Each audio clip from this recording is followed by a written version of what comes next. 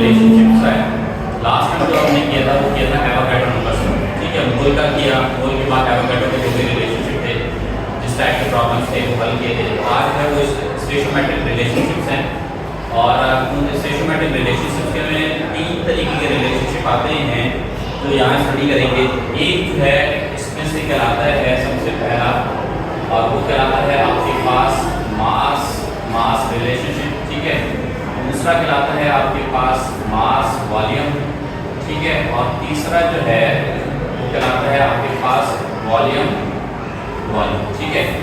अब ये रिलेशनशिप है क्या, किस तरीके से है, इनमें 3 तरीके की कैलकुलेशंस होती हैं कि अगर इन केस जो सब्सटेंस आपके पास दिया जा रहा है, ठीक है, जो रिएक्टेंट आपके पास दिया जा रहा है प्रोडक्ट में कन्वर्ट करने के लिए, तो अगर इन केस वो रिएक्टेंट भी आपको ग्राम में मिला हुआ है और प्रोडक्ट भी आपको ग्राम में ही पूछी जा रही है, ठीक है, तो जो रिलेशनशिप यहाँ इस्तेमाल किया जाता है वो है आपके पास मास मास, ठीक है।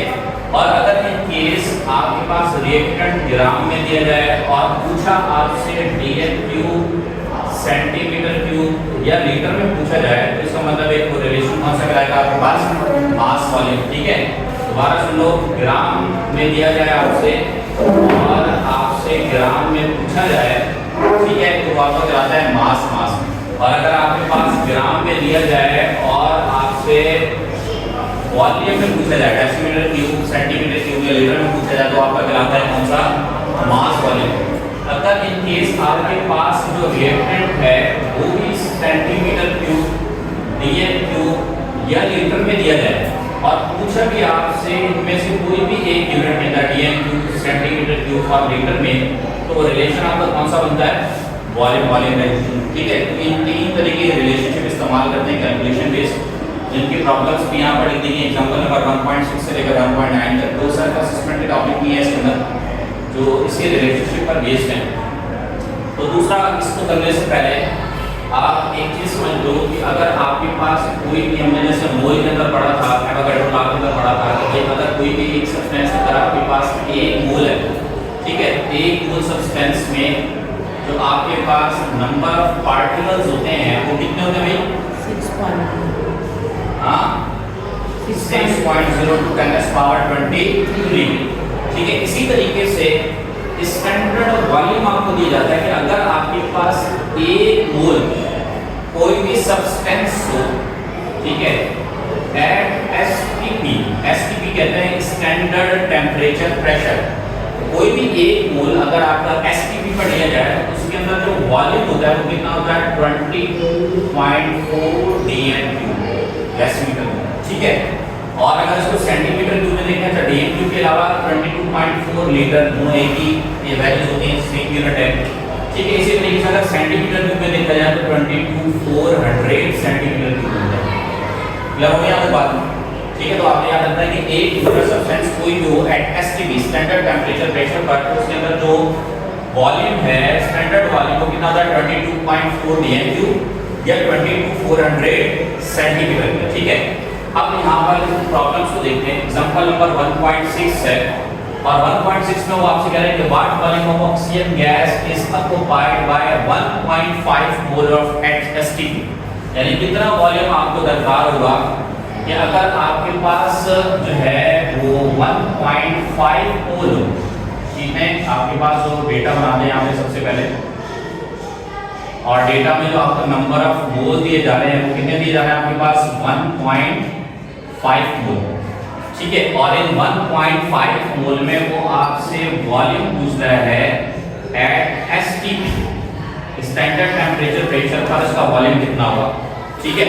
तो आप कैसे निकालोगे, सिंपल आपने क्या करना है, आपने वॉल्यूम निकालने के लिए जो आपके पास नंबर ऑफ मोल है तो कितने दिए हुए 1.5, 1.5 नंबर ऑफ मोल को आप 22.4 डेसीमीटर क्यूब से क्या कर देंगे, मल्टीप्लाई, ठीक है। तो यहाँ पर आपके पास नंबर ऑफ मोल कितने दिए हुए 1.5 मोल, ठीक है, और 22.4 से मल्टीप्लाई करेंगे तो कितना आ जाएगा आंसर, 33.6 डेसीमीटर क्यूब। तो ये आपके पास वॉल्यूम आ जाएगा। सिंपल आपके पास क्वेश्चन है, आपसे वॉल्यूम पूछा था ऑक्सीजन गैस का कि कितना आपका वॉल्यूम होगा ऑक्सीजन गैस का 1.5 मोल ऑक्सीजन गैस का आपको दिए हुए हैं। स्टैंडर्ड टेंपरेचर प्रेशर पर आपने वॉल्यूम कैलकुलेट करना, तो जो भी आपके पास नंबर ऑफ मोल दिए हुए उसको सिंपल स्टैंडर्ड टेंपरेचर प्रेशर पर जो आपकी स्टैंडर्ड वॉल्यूम है वो कितना 22.4 dm। लेकिन यहीं पर अगर वो सवाल पूछे आपसे कि what volume of oxygen gas is occupied by 1.5 मोल, लेकिन वो आपसे जो वॉल्यूम पूछे वो बजाय डेसीमीटर क्यूब के सेंटीमीटर क्यूब में पूछे, तो आप क्या करोगे? यहाँ पे किससे मल्टीप्लाई करोगे? 22,400 से मल्टीप्लाई करोगे। ठीक है, जो आपके पास स्टैंडर्ड मैंने यूनिट्स आपको लिखवाया है। क्लियर हो गया बात? उसके बाद आते हैं एग्जांपल नंबर आपके पास 1.7 है, और 1.7 के अंदर वो आपसे क्या पूछ रहा है? Calculate the mass of the carbon dioxide that can be obtained by the complete thermal decomposition of 50 gram of limestone. कितना मास कार्बन डाइऑक्साइड का प्रोड्यूस होगा अगर 50 ग्राम लाइमस्टोन यानी कैल्शियम कार्बोनेट को बर्न किया जाए, जलाया जाए ऑक्सीजन की मौजूदगी में। ठीक है, तो इक्वेशन लिख लेते हैं सबसे पहले यहाँ पे कि आपके पास कैल्शियम कार्बोनेट है। ठीक है, that is also called as calcium carbonate.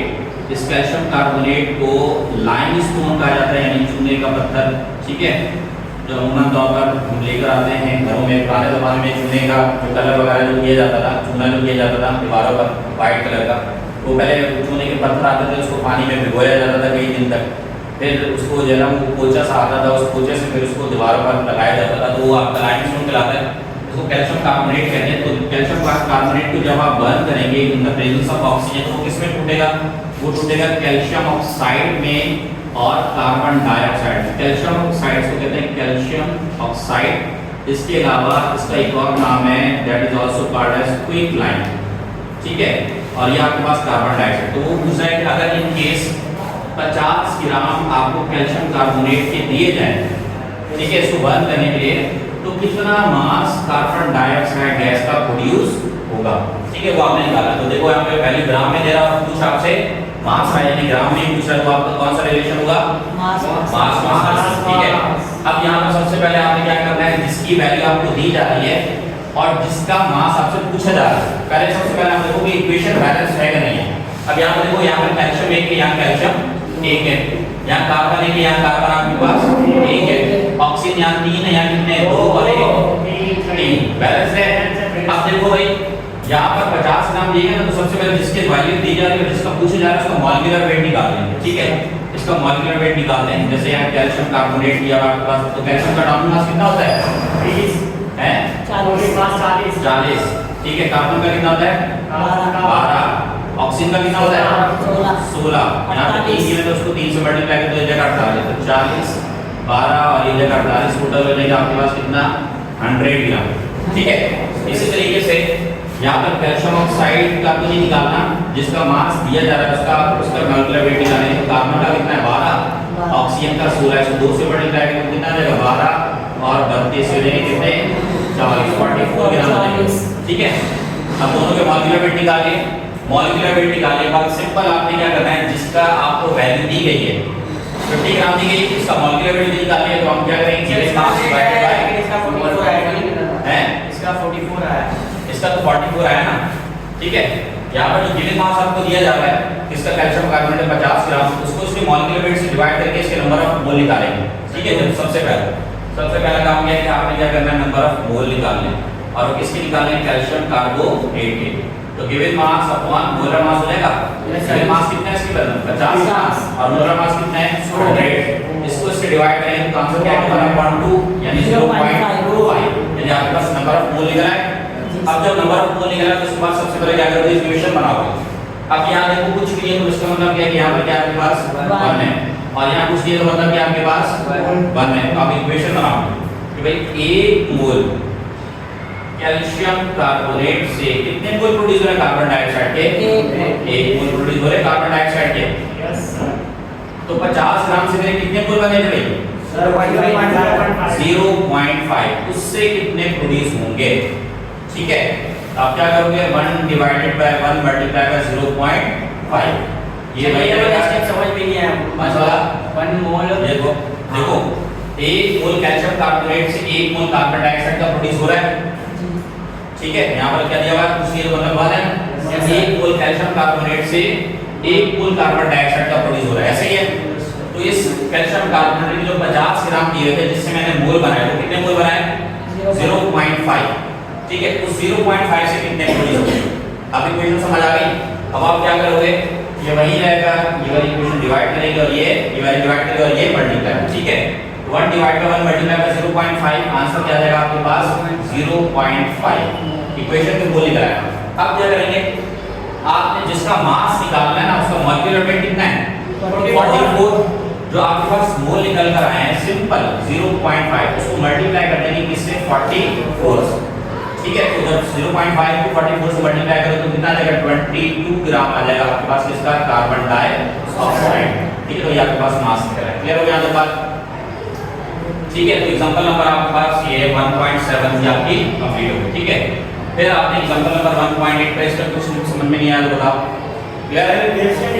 हां, कैल्शियम क्लोराइड का कितना, कैल्शियम कार्बोनेट का मॉलिक्यूलर मास देखो, कैल्शियम का 40, कार्बन का 12, ऑक्सीजन का 16, लेकिन यहां पर ऑक्सीजन की 3 एटम्स है, उसको 3 से मल्टीप्लाई करो, 16 से मल्टीप्लाई करो। देखो इसका हुआ है, इससे आ रहा है 22 ग्राम। हां, तो सर कैल्शियम क्लोराइड का कितना, कैल्शियम ऑक्साइड का, कैल्शियम ऑक्साइड का मास निकालने के लिए अभी नहीं कहा है, हमें सिर्फ मास निकालने के लिए कहा गया किसका कार्बन डाइऑक्साइड, ठीक है। तो सिर्फ हमें कार्बन डाइऑक्साइड, अगर हम कैल्शियम ऑक्साइड का निकालने के लिए कहते तो फिर मैं इस कैल्शियम कार्बोनेट को कैल्शियम ऑक्साइड से कंपेयर कर रहा था कि 1 मोल कैल्शियम कार्बोनेट से 1 मोल कैल्शियम ऑक्साइड प्रोड्यूस हो रहे हैं, ठीक है। फिर ये वाली इक्वेशन दोबारा से मैं बना, क्लियर हो गया तो बात, ठीक है, समझ आ गया। अब नेक्स्ट वाले इसको करते हैं क्वेश्चन पे।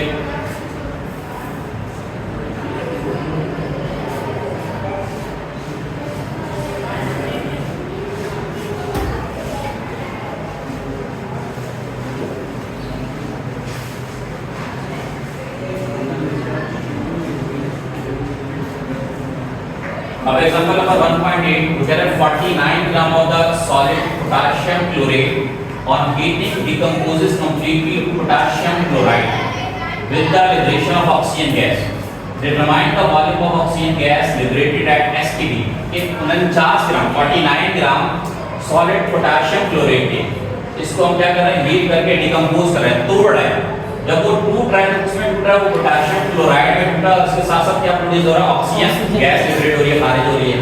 अब कह रहे हैं कि determine the volume of oxygen gas liberated at STD, कितना वॉल्यूम ऑक्सीजन गैस का खारिज हुआ, ठीक है, स्टैंडर्ड टेंपरेचर प्रेशर पर। तो आपसे वॉल्यूम कैलकुलेट करने के लिए कहा जा रहा है।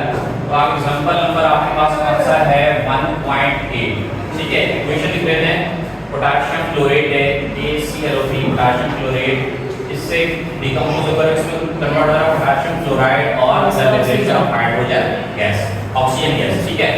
इसको बैलेंस करने के लिए हमें यहाँ पर क्या करना पड़ेगा, यहाँ 2 लगाना पड़ेगा, ठीक है, यहाँ पर 2 लगाना पड़ेगा और यहाँ पर आपके पास 3 लगाना पड़ेगा, ठीक है। आप देखो यहाँ पर इक्वेशन बैलेंस है, 2 पोटेशियम, ये 2 पोटेशियम, क्लोरीन यहाँ पर 2 है, यहाँ कितना है आपके पास 2 क्लोरीन है, ऑक्सीजन कितना है 2 3 6, यहाँ पर 3 2 6, बैलेंस इक्वेशन।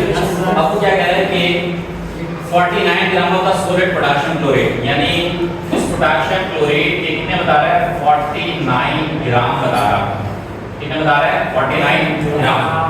इस पोटेशियम क्लोरेट के 49 ग्राम जब आपके डिकम्पोज हो रहे हैं, डिकम्पोज का मतलब है यहाँ पर वो टूट रहे हैं, कैसे हीट करने के बाद, जब इसको हीट करके तोड़ रहे हो इसमें टूट रहा है पोटेशियम क्लोराइड और इसके साथ साथ ऑक्सीजन गैस क्या हो रही है लिबरेट हो, यानी खारिज हो रही है, ठीक है।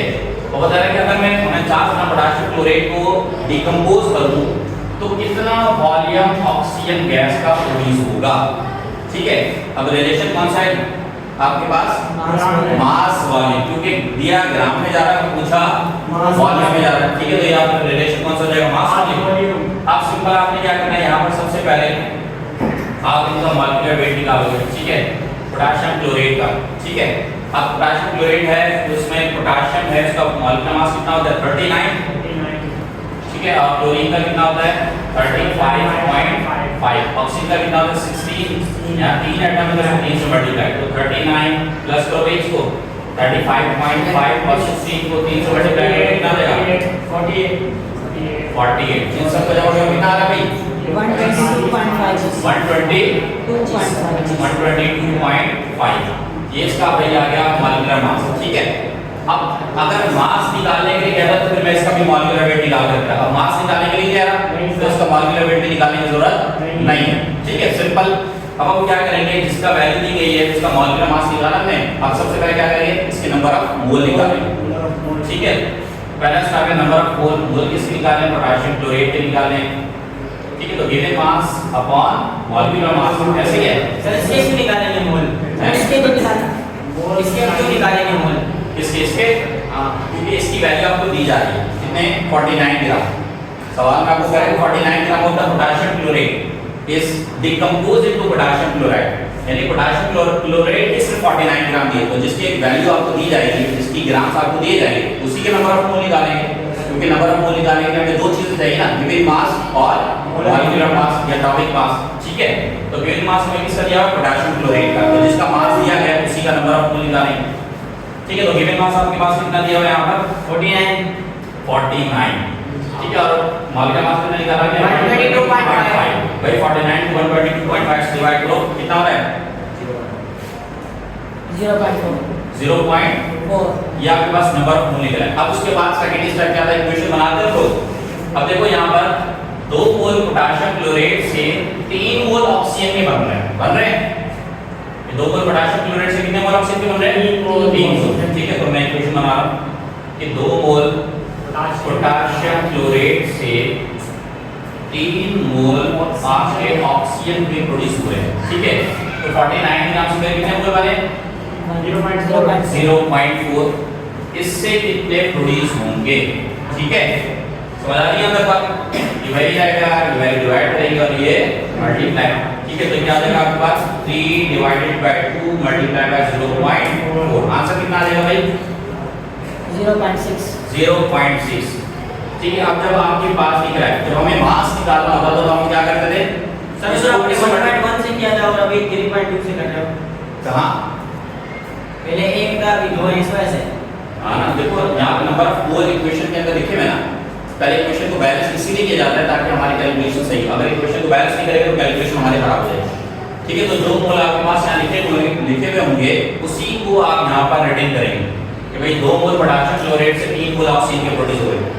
ठीक है, समझ आई, तो मैंने लिखा भाई 2 मोल पोटेशियम क्लोराइड से 3 मोल ऑक्सीजन के प्रोड्यूस हो रहे हैं, तो मेरे 49 ग्राम से जो मेरे मोल बने वो कितने बने, 0.4, उससे कितने प्रोड्यूस होंगे। ठीक है, तो मेरे पास आपके पास नंबर ऑफ मोल निकला है। अब जो है आपने क्या करना है, वॉल्यूम निकालना है। अगर हम मास निकालना होता तो जिसका मास निकालते थे उसके मॉलिक्यूलर वेट से मल्टीप्लाई करते थे, लेकिन अगर आपको वॉल्यूम निकालना है तो आप क्या करोगे, स्टैंडर्ड वॉल्यूम से मल्टीप्लाई करो। और स्टैंडर्ड वॉल्यूम कितना होता है इसके भी में 22.4 dm³। ठीक है, सिंपल आप क्या करोगे, जो आपके पास 0.6 मोल निकले हैं इसको मल्टीप्लाई कर दोगे स्टैंडर्ड वॉल्यूम से, कितना होता है 22.4 dm³। तो 0.6 को 22.4 से मल्टीप्लाई करो, कितना आ जाएगा जवाब, 13.44 13.44 डेसीमीटर क्यूब आ जाएगा आपका ऑक्सीजन का वॉल्यूम। ठीक है, समझ आ गया अंदर बात, क्लियर हो गया अंदर।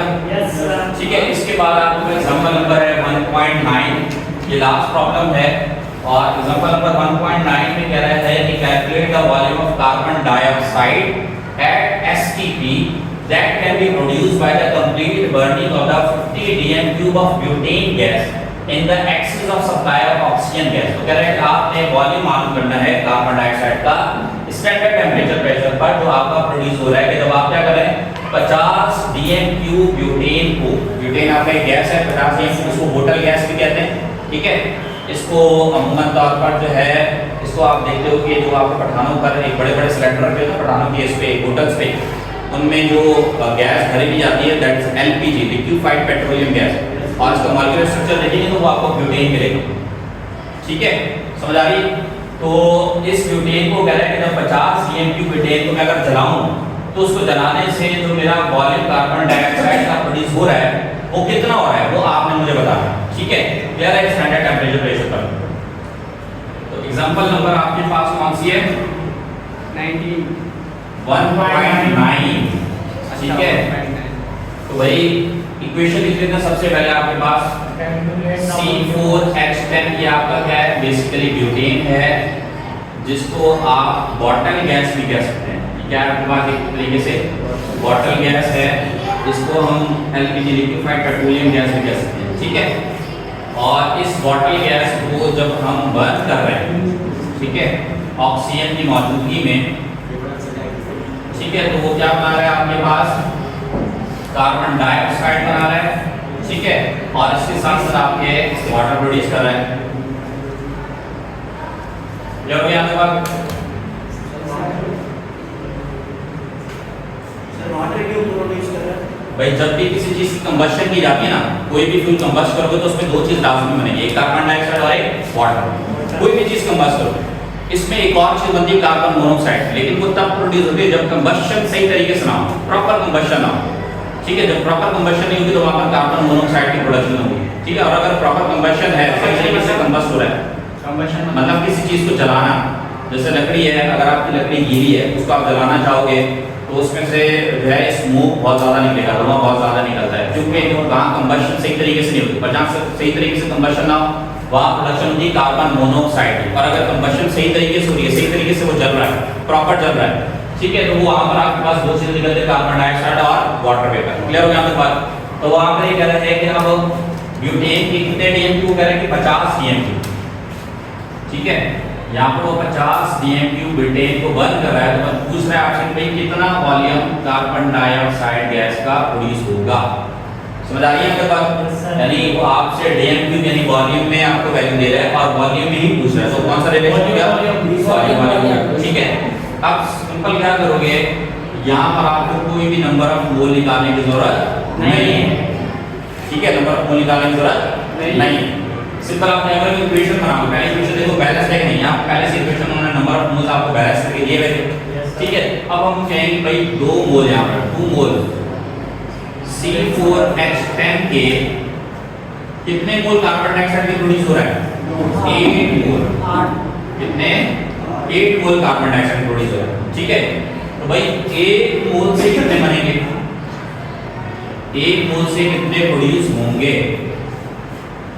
2 मोल ब्यूटेन से 8 मोल कार्बन डाइऑक्साइड के प्रोड्यूस हो रहे हैं, तो 1 मोल से कितने बनेंगे? 4, ठीक है। आप क्या करोगे, ये वैल्यू आएगी, ये डिवाइड और ये मल्टीप्लाई। यहाँ पर क्या जाएगा आपके पास 8 divide by 2 multiply by answer क्या जाएगा आपके पास 4। ये 4 मोल हो गए, ठीक है। अब जब 4 मोल निकला, यहाँ पर आपके पास 4 मोल निकला है ना, इन 4 मोल को मल्टीप्लाई कर दोगे किससे? 50 डीएम, जो आपको किसके दिए हैं? ब्यूटेन के दिए, ठीक है। तो आप अगर 4 को 50 से मल्टीप्लाई करो तो कितना देगा? 200 डीएम आ जाएगी, इसके आपके पास वॉल्यूम आ जाएगा कार्बन डाइऑक्साइड। समझ आ गया बात? क्लियर है? तो यहाँ पर आपके मास मास मास वॉल्यूम और वॉल्यूम के जितने भी क्वेश्चन आपके बुक में दिए हुए थे वो कंप्लीट हो गए। इसके अलावा इसमें सेल्फ असेसमेंट के कुछ क्वेश्चंस हैं, ठीक है, वो दिखाओ। ये वॉल्यूम टू वॉल्यूम पूछेगा, तो फिर आप डायरेक्ट मोल नहीं निकालेंगे, डायरेक्ट सोल्व करेंगे। मोल निकालने की जरूरत नहीं है ना, क्योंकि वो आपको क्या करेगा, डायरेक्ट आपको इक्वेशन में मोल दे रहा होगा, इक्वेशन के मोल आपने निकालने हैं। सर हम निकाल भी तो नहीं सकते ना, मास है जी, निकाल भी तो नहीं सकते ना, मास है क्या? मास है ना, ये भी मास आपको ग्राम में थोड़ी दे रहा है, वो आपको वैल्यू ग्राम में दे ही नहीं रहा। अगर ग्राम में देता तो हम उसके मोल निकालते हैं, ठीक है। आपको वैल्यू इसमें दे रहा है, डीएम क्यूब में दे रहा है, यानी वॉल्यूम में दे रहा है और वॉल्यूम में ही पूछा है। तो सिंपल आप इक्वेशन बनाएंगे, इक्वेशन के मोल निकालेंगे, इक्वेशन के मोल निकालने के बाद आप सिंपल इसको जो वॉल्यूम आपको दिया हुआ है उससे मल्टीप्लाई कर देंगे, तो आपके पास रिक्वायर्ड डेसिमीटर की मास तो वॉल्यूम में अगर पूछे, मास और वॉल्यूम से करना हो, फिर आपको सबसे पहले जो मास आपको ग्राम में दिया गया है उसको पहले मोल में कन्वर्ट करना पड़ेगा, और मोल में कन्वर्ट करने के बाद फिर जाकर आप इक्वेशन के मोल बनाएंगे और फिर उसके बाद उसको स्टैंडर्ड वॉल्यूम से मल्टीप्लाई करेंगे और आपके पास वॉल्यूम निकलेगा, ठीक है भाई। अब यहाँ पर सेल्फ असेसमेंट में आपके पास एक क्वेश्चन दिया हुआ है सेल्फ असेसमेंट का, ठीक है। और सेल्फ असेसमेंट में वो कह रहा है कि on heating of the ammonium nitrate it decompose to produce nitrous oxide and water, ठीक है। तो जो कह रहे हैं अमोनियम नाइट्रेट को हीट करते हैं, दैट इज NH4NO3, इसको कहते हैं अमोनियम नाइट्रेट, ठीक है। इस अमोनियम नाइट्रेट को जब हीट करके डिकम्पोज किया जाता है, तोड़ा जाता है, ठीक है, तो किसमें कन्वर्ट हो रहा है? वो कन्वर्ट हो रहा है नाइट्रस ऑक्साइड, इसको क्या कहते हैं? Nitrous oxide. इसके अलावा इसको लाफिंग गैस भी कहते हैं। लाफिंग गैस इसलिए कहा जाता है कि अगर कोई इसे सूंघ ले, स्मेल कर ले, वो फिर हंसता ही रहता है, इसलिए इसको लाफिंग गैस भी कहते हैं, ठीक है। ये वो वाली है ना हाँ हंसते ही रहते हैं तो इसको लॉफिंग गैस कहते हैं नाइट्रस ऑक्साइड ठीक है भाई अच्छा लॉफिंग गैस के साथ साथ और इसमें आपको फिर बोला है क्या वाटर क्या है इसको ध्यान ध्यान से देखो बेटा सर इसमें आग लग सकती है इसमें ये वाली केस में कम्बस्टिबल है ठीक है तो बोला है कि अमूमन तौर पर 200 ग्राम अमोनियम नाइट्रेट ठीक है अमोनियम नाइट्रेट की कितने दे रहा है 200 ग्राम अमोनियम नाइट्रेट के दे रहा है और वो कह रहा है कि अगर 200 ग्राम अमोनियम नाइट्रेट की कंप्लीटली कंज्यूम होकर जो इस रिएक्शन के अंदर तो बताओ calculate the mass of water form आपने मास बताना है कि कितना मास वाटर का बनेगा ठीक है और इसके साथ साथ volume of the N2O gas liberate कितना वॉल्यूम N2O गैस का नाइट्रस ऑक्साइड का प्रोड्यूस होगा अब इसमें दोनों चीजें आपसे पूछ रहा है मास भी पूछ रहा है और वॉल्यूम भी पूछ रहा है ठीक है मास और मास वॉल्यूम ठीक है समझ आ रही है मेरे बात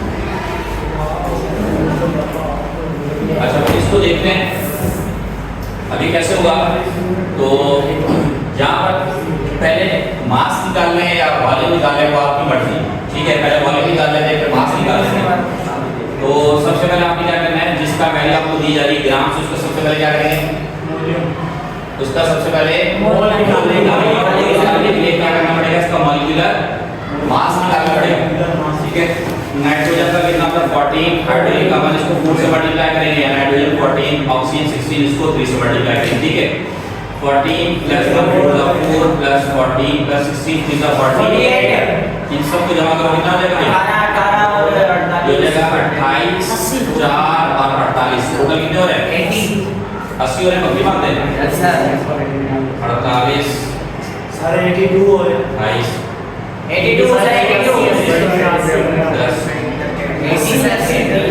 80 हो रहा है ना 80 हो रहा है 80 हो रहा है ठीक है 80 ग्राम इसका है अब सबसे पहले आप क्या करेंगे नंबर ऑफ मोल निकालेंगे ठीक है मोल निकालेंगे इसका निकालेंगे अमोनियम नाइट्रेट का NH4NO3 ठीक है तो given mass upon molar mass given mass कितना है आपके पास 200 और मोलर मास कितना है आपके पास 80 ठीक है आंसर कितना आएगा आपके पास 2.5 क्या हो जाएगा बात ठीक है अब आपने क्या करना है इक्वेशन बनानी है यहाँ कुछ नहीं है तो उसका मतलब है कि आपके पास एक मोल है ठीक है और यहाँ कुछ नहीं तो यहाँ मतलब क्या आपके पास एक मोल है ठीक है तो पहले मैं वॉल्यूम का रिलेशन बना रहा हूँ इससे हम अमोनियम नाइट्रेट से नाइट्रस ऑक्साइड का एक मोल अमोनियम नाइट्रेट से NH4NO3 से एक मोल नाइट्रस ऑक्साइड का प्रोड्यूस हो रहा है ठीक है एक मोल अमोनियम नाइट्रेट से एक मोल नाइट्रस ऑक्साइड का प्रोड्यूस तो 200 ग्राम से कितने मोल बने 2.55 इससे कितने प्रोड्यूस होंगे ठीक है तो वही रहेगा ये डिवाइड और ये multiply 1 divide by 1 multiply by 2.5 answer क्या आएगा आपके पास 2.5 अब जब आपके पास मोल लेकर आएगा तो अब आप क्या करेंगे सिंपल इसको किससे मल्टीप्लाई करेंगे 2.5 को मल्टीप्लाई कर देंगे स्टैंडर्ड वॉल्यूम 22.2 क्योंकि मुझे इसका वॉल्यूम निकालना है तो स्टैंडर्ड टेंपरेचर पर वॉल्यूम कितना होता है 22.4 dm 22.4 को 2.5 से मल्टीप्लाई करेंगे तो कितना आ जाएगा 56 यह आ जाएगा 56 dm cube of N2O nitrous oxide ठीक है एक चीज आपकी निकल गई क्लियर तो ये आपका वॉल्यूम फाइंड आउट होगा अब आपने क्या करना है मास निकालना ठीक है इसको थोड़ा सा हटा देता हूं एक जन को बता दो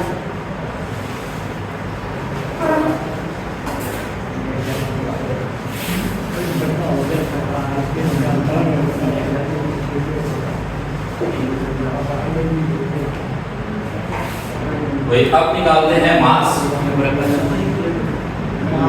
ठीक है तो अब देखो इसका रिलेशन बनाएंगे किसके साथ अमोनियम नाइट्रेट को वाटर के साथ ठीक है अब एक मोल अमोनियम नाइट्रेट से 2 मोल वाटर के प्रोड्यूस हो रहे हैं आप लिखोगे एक मोल अमोनियम नाइट्रेट से 2 मोल वाटर के प्रोड्यूस हो रहे हैं तो बताओ भाई 200 ग्राम से मेरे कितने मोल बने थे 2.5 से कितने प्रोड्यूस होंगे ठीक है तो 2 मल्टीप्लाई बाय 2.5 आंसर कितना आ जाएगा सर 4.5 सर 5 आएगा सर सिर्फ 5 सर 2 को 2.5 से मल्टीप्लाई करो कितना हो रहा है सर 5 ही लगेगा 5 5 5 हो जाएगा जी सर या रहेगा 5 मोल है, ठीक है। अब आपके पास 5 मोल लिखना है। इसके बाद आपने क्या करना है, आपने क्या करना है, मास निकालना है किसका, वाटर का। वाटर का मास तो वाटर का मॉलिक्यूलर वेट निकालना पड़ेगा, और वाटर का मॉलिक्यूलर वेट कितना होता है 18। 1.2 से मल्टीप्लाई करेंगे प्लस ऑक्सीजन का कितना 16, 2 + 16 टोटल कितना देगा आपके पास 18। तो आप क्या करोगे, सिंपल 5 मल्टीप्लाई करके 18 से, तो कितना आ जाएगा, सर 18 को 5 से मल्टीप्लाई करेंगे ये तो 90 H2O। समझ आ गया तक बात, क्लियर है। तो ये आपके पास मास निकला है वाटर का, तो यहाँ पर आपके पास सल्फर सिस्टम में कंप्लीट हो गया। इसमें अगर कुछ नहीं समझ में आया तो पूछो, क्लियर है। सर ये वाला जो आखिरी वाला लाइन है ना, ये सिंपल देखो यहाँ पे बेटा, वो कह रहा था 1 मोल अमोनियम नाइट्रेट से 1 मोल नाइट्रस ऑक्साइड का प्रोड्यूस हो रहा है। हां सर इधर तक 200 ग्राम से मेरे कितने बने थे 2.5, इस 2.5 से कितने प्रोड्यूस होंगे, ठीक है। 1 डिवाइडेड बाय 1 मल्टीप्लाई का क्या हो जाएगा प्लस 2.5, आंसर क्या आएगा 2.5। जब आपके पास ये बोल लिखा है तो सिंपल आप क्या करेंगे, इसको 22.4 से डायरेक्ट क्यूब से मल्टीप्लाई कर देंगे। सर इसलिए मल्टीप्लाई करने की वजह क्या है बेटा स्टैंड आपसे वॉल्यूम मालूम करना है, तो वॉल्यूम किस पे मालूम हो जाएगा, स्टैंडर्ड टेंपरेचर प्रेशर पर। तो स्टैंडर्ड टेंपरेचर प्रेशर पर जो स्टैंडर्ड वॉल्यूम है 1 मोल में, वो कितना होता है 22.48। इसलिए आप इसको किससे मल्टीप्लाई करते हैं 22.4। लेकिन अगर वो आपसे वॉल्यूम सेंटीमीटर क्यूब में पूछे तो फिर आप क्या करेंगे 22,400 से मल्टीप्लाई करेंगे। सर वो एक ठीक है, सवाल नहीं आया वो अभी आया नहीं है। अगर इनके हिसाब से पूछे वॉल्यूम सेंटीमीटर क्यूब में बताओ तो फिर आप 22,400 से मल्टीप्लाई सर करेंगे। अगर मीटर से पूछे तब सर, मीटर में करोगे तो 22.4 से सर मल्टीप्लाई बाकी तो सेम रहेगा ना। बाकी प्रोसेस सेम है, सिर्फ वैल्यू चेंज रहेगी। डीएम क्यूब या लीटर में पूछेगा तो 22.4 से मल्टीप्लाई करना है, और अगर सेंटीमीटर क्यूब में पूछेगा तो 22,400 से मल्टीप्लाई। ठीक है, तो ये आपके पास वॉल्यूम आ गया, क्लियर है।